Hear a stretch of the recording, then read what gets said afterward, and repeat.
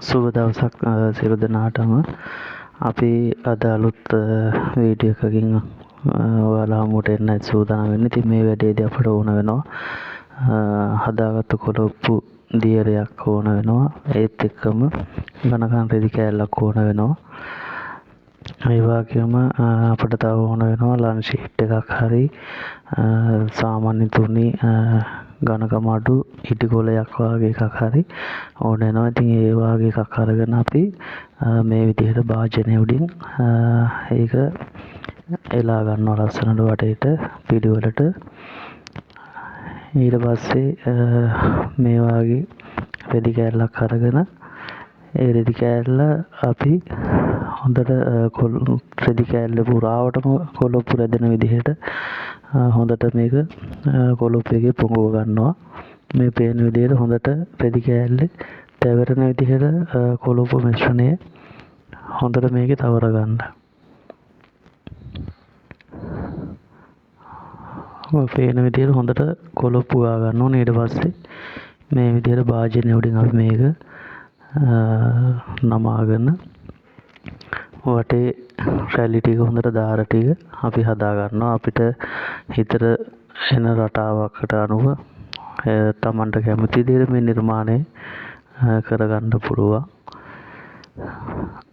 මගේ අලුත් යාළුවෝ මගේ channel එකට දිගටම එකතු වෙලා ඉන්න කියලා ඉතාම ආදරෙන් මතක් කරනවා. මාව subscribe කරලා නැති අය subscribe කරලා bell icon එකට click කරලා තියාගන්න. එතකොට ඔයාලට හැමදාම මේ වගේ අලුත් වීඩියෝ ඉදිරියේදී දකින්න පුළුවන් වෙනවා.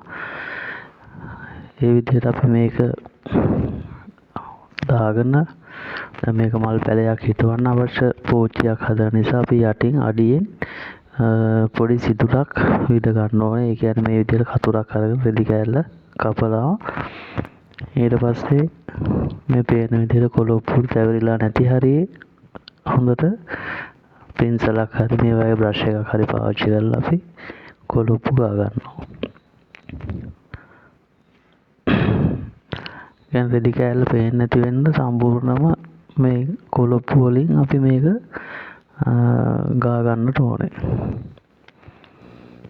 ඊට පස්සේ පැය 24ක් වගේ කාලයක් මේක තියලා පරිස්සමට අපි මේක මේ විදිහට ගලව ගන්නවා.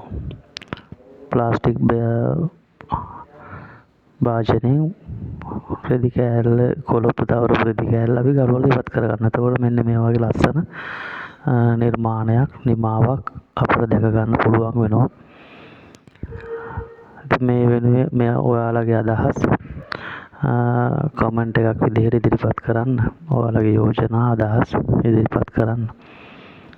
ඊට පස්සේ අපි මෙන්න මේ විදිහට වතුර ටිකක් ස්ප්‍රේ කරගෙන ආය වේලිලා තියෙන උඩින් නැවත වරක් මේ විදිහට කොලොප්පු දිය කරලා පෙන්සලකින් වාගේකින් හොඳට වටේටම ගා ගන්නවා. ඔන්න ඔය පේන විදිහට වටේටම ලස්සනට ගා ගන්නවා. එතකොට තව මේක ශක්තිමත් වෙනවා. අර මුලින්ම හදනකොට අපි ඒක වතාව වෙන්නේ කොලොප්පු තැවරුවේ.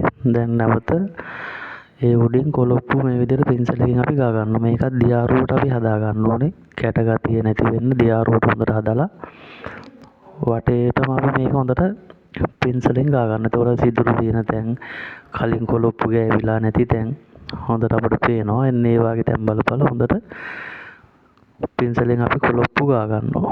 එතකොට මේක තව ශක්තිමත් වෙනවා. අපිට ඕන වර්ගයේ පැලයක් මේකේ හිටව ගන්න පුළුවන්. එතකොට අපිට ඔයාලගේ නිවසට ආලින්දයට පොටිපෝවට ඊට පස්සේ ඔයාගේ අලෙවිසලට වාගේ හොඳටම ගැලපෙනවා. ඊට පස්සේ අපි මෙන්න මේ විදිහට මේක ඇතුල් පැත්තෙත් කොලොප්පු දියරේ හොඳින් ගා ගන්නට ඕනේ.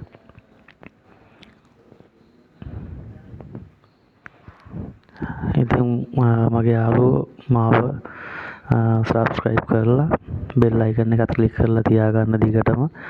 ඔයාලා වෙනුවෙන් අලුත් වීඩියෝ රසක් අරන් එන්න බලාපොරොත්තු වෙනවා. මේ විදිහට කොලොප්පු ගාලා නැවත පැය 24ක් වගේ කාලයක් තියන්න. එහෙනම් අදට සමුගන්නවා සියලු දෙනාට සුබ දවසක්.